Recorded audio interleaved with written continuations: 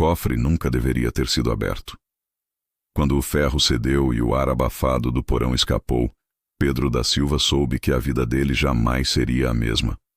O som do cadeado partindo ecoou entre as paredes rachadas da casa bombardeada, misturando-se aos gritos distantes da guerra. Dentro, entre panos manchados e papéis em alemão, havia barras douradas, pesadas, frias, hipnotizantes. Abril de 1945. O fim da Segunda Guerra se aproximava. O sargento Pedro da Silva, mineiro de Uberaba, comandava um pequeno destacamento da Força Expedicionária Brasileira em Montese, norte da Itália.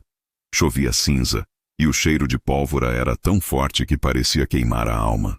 Os homens avançavam casa por casa, procurando sobreviventes e provisões. Mas o que acharam naquele porão não era comida, era pecado. Isso aí é ouro nazista, Pedro, murmurou o cabo Ferreira, a voz rouca. Coisa roubada de gente morta. E quem tá vivo para reclamar? Respondeu Pedro, os olhos fixos no brilho amarelado. A guerra mata os donos, mas deixa o tesouro. O tenente Almeida olhou com desconfiança. Se o comando descobrir, somos todos fuzilados. O comando não vai saber, cortou Pedro. A guerra vai acabar, e ninguém vai lembrar do que ficou enterrado. O grupo se calou. A chuva batia no teto furado, e o vento fazia dançar a chama das lamparinas. Pedro pegou uma barra, pesou-a na mão e sorriu. Um sorriso que misturava culpa e esperança. Aquela noite marcou o começo de tudo. 4 homens brasileiros roubaram ouro nazista no coração da Itália. Juraram silêncio. Enterraram os documentos, dividiram as barras e prometeram nunca falar do assunto. 3 anos depois, nas colinas do Triângulo Mineiro, uma fazenda imensa se erguia onde antes só havia cerrado. Era a Fazenda Campo Vermelho, batizada assim pela cor da terra, e quem sabe pelo sangue que a regava. Pedro da Silva, o ex-sargento, agora era fazendeiro.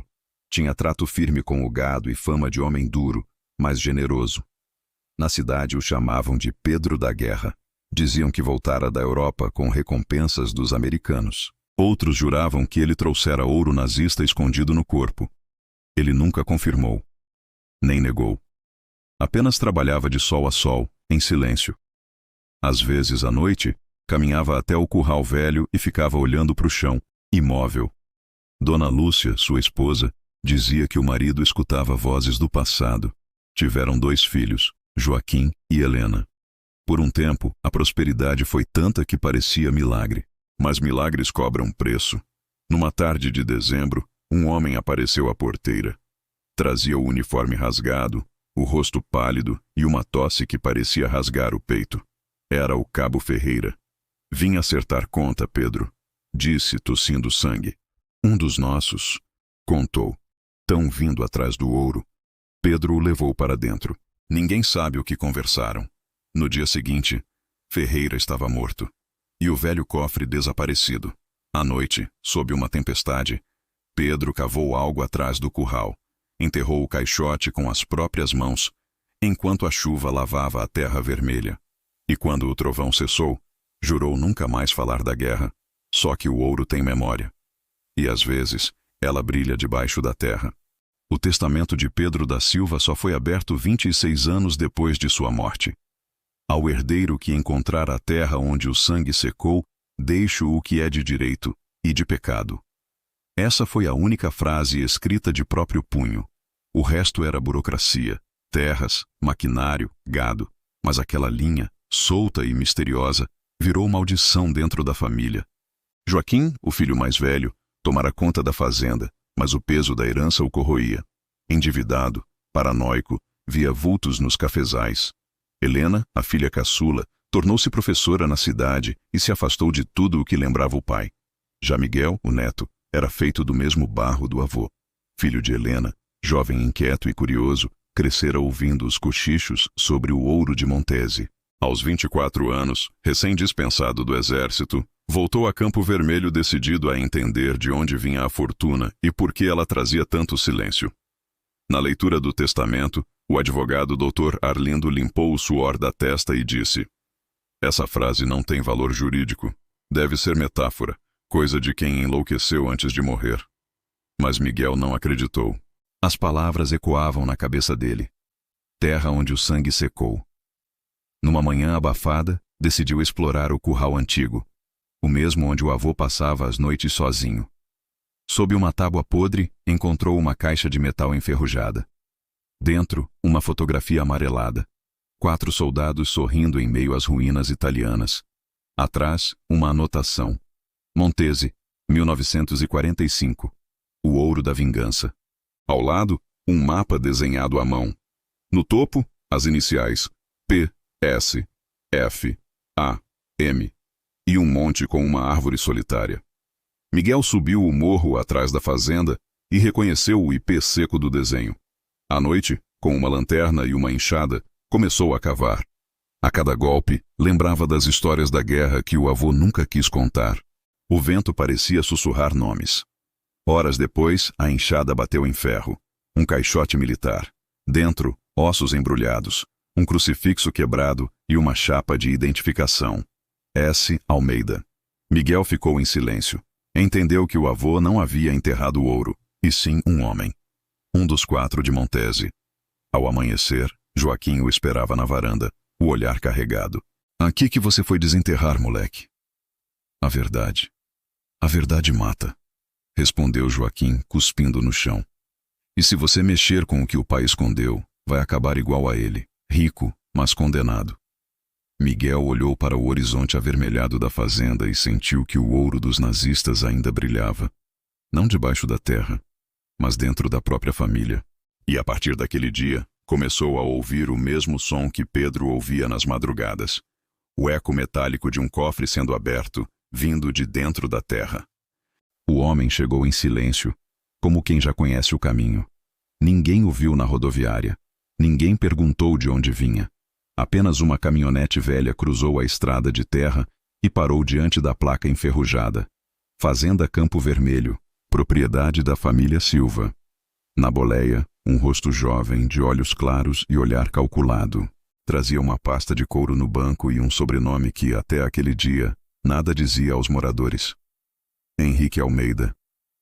Vim oferecer um negócio, disse ao caseiro com um sorriso educado.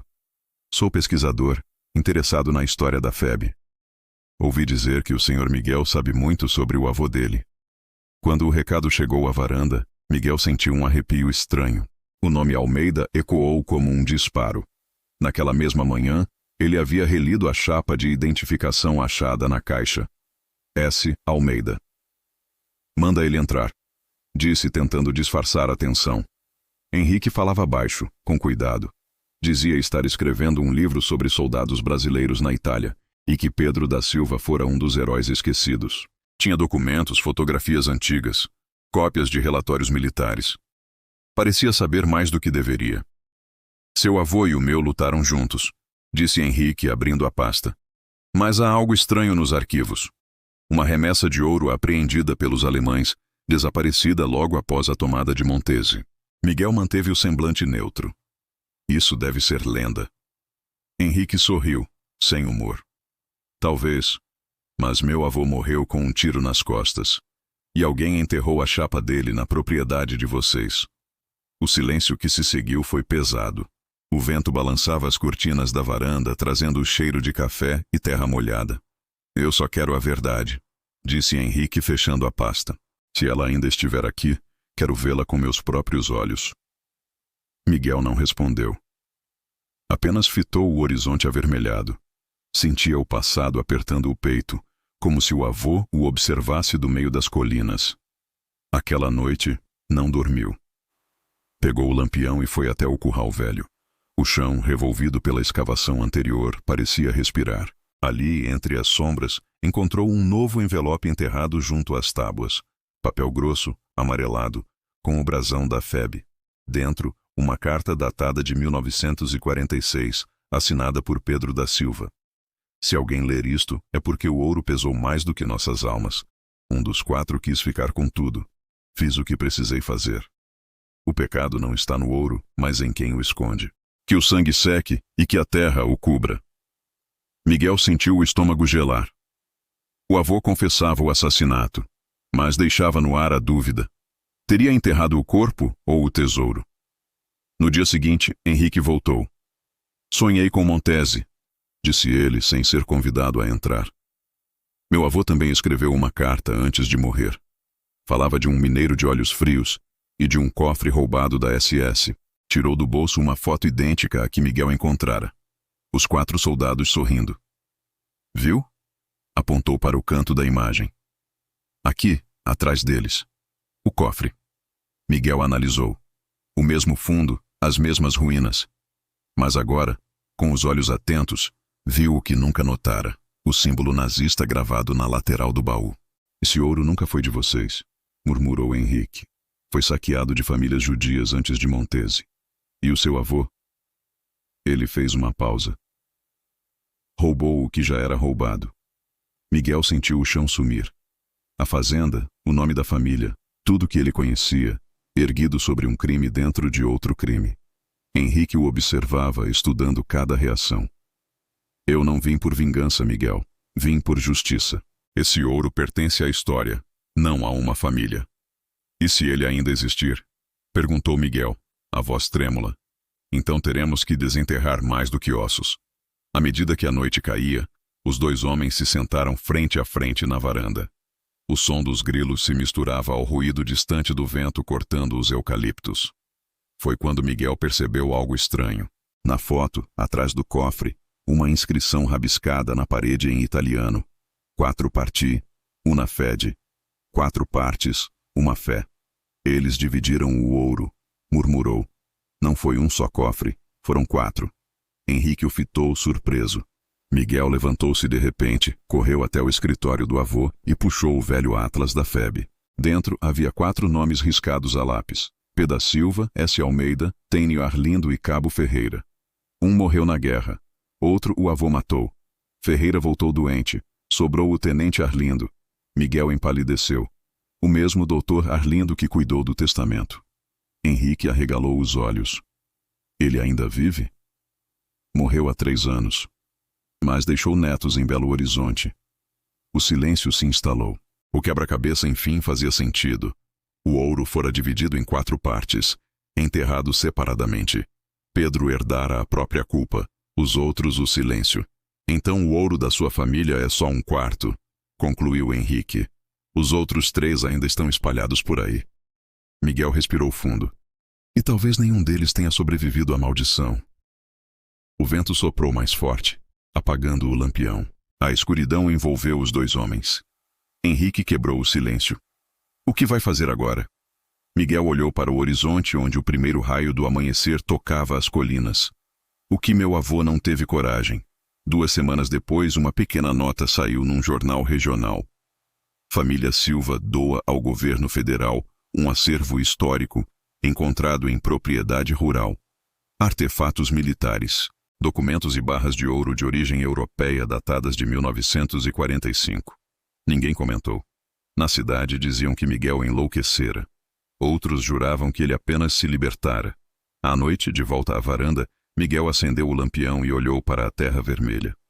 Que o sangue seque, murmurou, lembrando as palavras do avô. E que a terra o cubra.